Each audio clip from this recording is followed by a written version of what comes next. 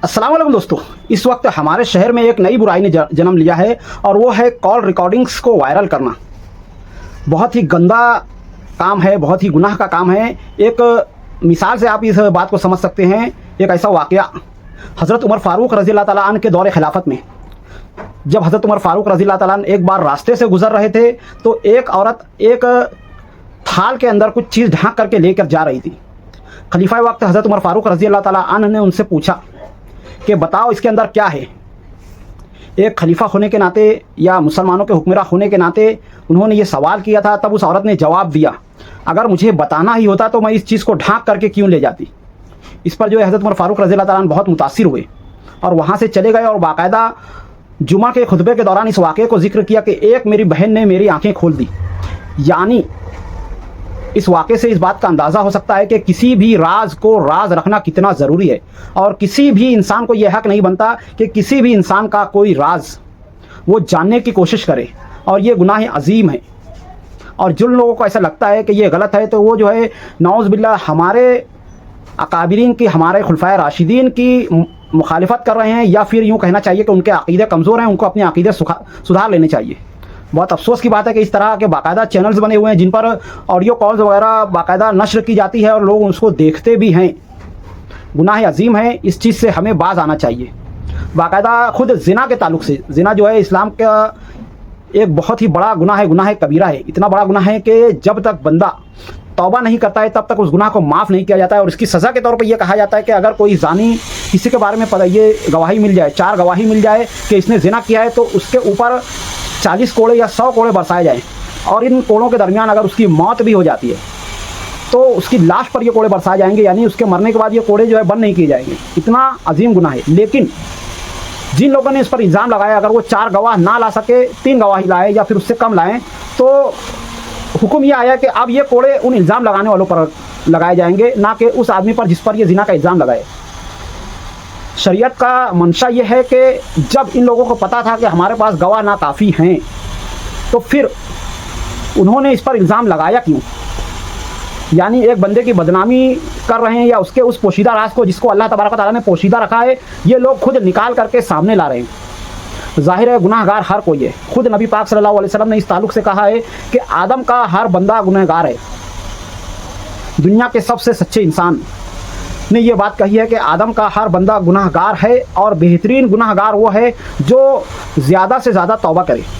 यानी यहाँ पर ये बात साबित हो जाती है कि हर कोई गुनाहगार है और किसी को ये हक़ नहीं बनता कि जिस चीज़ को अल्लाह तबारक व तआला ने पोशीदा रखा है उस चीज़ को हम पब्लिक में वायरल करें खुद के फ़ायदे के लिए, ज़ाती फ़ायदे के लिए। और इस ताल्लुक़ से ये गुनाह कबीरा हो जाता है। इस वक्त हमारे शहर में, हमारी उम्मत में ये चीज़ें आम हो रही है कि किसी की भी ज़ाती ज़िंदगी पर सवालात किए जाते हैं, किसी की भी ज़ाती ज़िंदगी पर उंगलियां उठाई जाती है, उसको बदनाम करने की कोशिशें की जाती है और इसके ताल्लुक़ से सियासी तौर पर या किसी और तरीके से फ़ायदा हासिल करने की कोशिश की जाती है। बहुत ही बुरा चलन बन चुका है, बहुत ही गुनाह अजीम है। और अगर ये चीज़ इस तरह से उम्मत में आम होगी तो कहीं ऐसा ना हो कि अल्लाह तबारक व तआला का अज़ाब हम पर मुसल्लत हो जाए। इस वक्त जो शहर में मुसलमानों पर या शहर वालों पर जो हालात आ रहे हैं, चाहे फिर वो जन्म दाखिले के मामले के ताल्लुक से हो या फिर और ताल्लुक से हो, ये सब शायद इन्हीं बुराइयों का समरा है, इन्हीं बुराइयों की वजह से है कि कोई बंदा कोई वीडियो ऑडियो वगैरह वायरल करता है और लोग उस पर रोक लगाने के बजाय उसको बढ़ावा देते हैं या उसको देखते हैं या उसके खिलाफ़ कोई आवाज़ नहीं उठाता है या उसको कोई रोकने की कोशिश नहीं करता है। बहुत ही बुरी बात है। अगर हम किसी शख्स की ऐसे ऐब को जिसको अल्लाह तबारक तआला ने पोशीदा रखा है या 4 लोगों को अगर ये बात मालूम है तो हम उसको एलानिया बताएं या नाम लेकर के बताएं, या फिर कुछ ऐसी बातें जो 2 लोग आपस में फ़ोन वगैरह पर कर रहे हों पोशीदा रखने के ताल्लुक से, और हम उसकी ऑडियो को वायरल करें। इस गुनाह से लोगों को बाज आ जाना चाहिए। बहुत ही गलत गुनाह है। इसके दीनी तौर पर जो असरात होंगे तो वो होंगे, पर समाजी तौर पर भी इसके बहुत बुरे असरात हो रहे हैं। लोग जब इस तरह के ऑडियोज़ वगैरह सुनते हैं और इस तरह की वीडियोज़ वगैरह देखते हैं तो फिर वो उनके अंदर ये ख्याल आता है कि जब बड़े बड़े ये लोग कर रहे हैं तो हम लोग जो कर रहे हैं उसमें क्या बुराई है, और फिर वो जो है तौबा करने का और ख़ुद को गुनाहगार समझने का जो है उनका जज्बा ही खलास हो जाता है, और जिसकी वजह से वो गुनाहों में और तेज़ हो जाते हैं। और इस तरह से शहर में बुराइयाँ बढ़ती जा रही हैं। आज हमारे शहर में नशे के ताल्लुक से ले लो या फिर हराम खोरी के ताल्लुक से लो या फिर 2 नंबरी कामों के ताल्लुक से ले लो या लोगों को धोखाधड़ी के ताल्लुक से ले लो या ज़िना के ताल्लुक से ले लो, बहुत सारे ऐसी बुराइयां आम हैं। पर बाकायदा इस पर वीडियो वगैरह बना करके डालना, नाम वगैरह ले करके डालना या इसकी ऑडियो वगैरह वायरल करना, इससे समाज पर बुरा असर पड़ता है। खुदा करके शहर में खुदकुशी के वारदात में अल्हम्दुलिल्लाह काफ़ी हद तक कमी आई है। मैं इसके लिए शुक्रगुज़ार हूँ हमारी इस्लाह कमेटी का और ख़ास तौर से मौलाना उमरैन साहब का, और हमारे जितने भी मौलाना और हमारे मुफ्ती और अकाबिरीन इस ताल्लुक़ से बयानात वगैरह करते हैं या कोशिशें वगैरह करते हैं गैर सियासी रह करके।